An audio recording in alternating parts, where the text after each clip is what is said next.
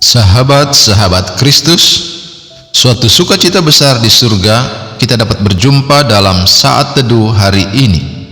Bagian Alkitab yang akan menjadi bacaan kita terambil dari kitab Efesus pasal 6 ayat 1 sampai 9 yang berbunyi demikian.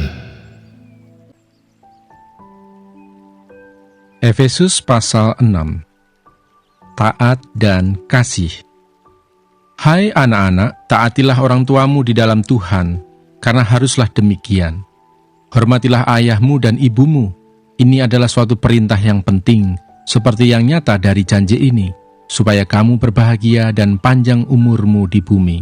Dan kamu, bapak-bapak, janganlah bangkitkan amarah di dalam hati anak-anakmu, tetapi didiklah mereka di dalam ajaran dan nasihat Tuhan. Hai hamba-hamba, taatilah Tuanmu yang di dunia dengan takut dan gentar, dan dengan tulus hati, sama seperti kamu taat kepada Kristus.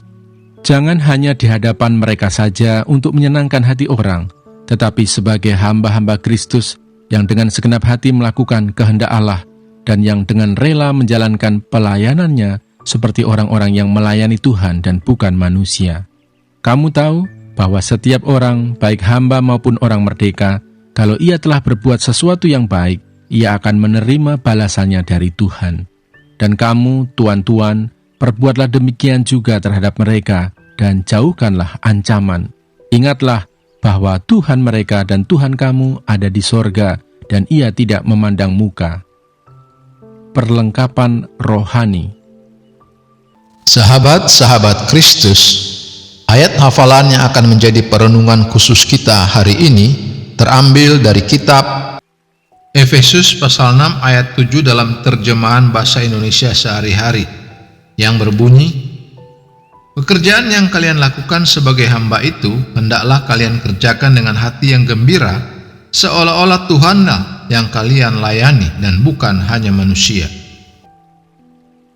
Sahabat-sahabat Kristus, kita akan merenungkan nats ini di bawah tema Satu Majikan. Sahabat-sahabat Kristus, ada seseorang yang melakukan pengamatan menarik terhadap catatan Alkitab tentang pelayanan Yesus. Dari 132 pemunculan Yesus secara publik, 122 diantaranya di tengah dunia kerja. Dari 52 perumpamaan yang diajarkan Yesus, 45 memiliki latar dunia kerja. Dari 40 intervensi ilahi yang dicatat di Kisah Para Rasul, 39 terjadi di dunia kerja. Yesus memanggil 12 murid dari dunia kerja, bukan rohaniwan, untuk membangun gerejanya.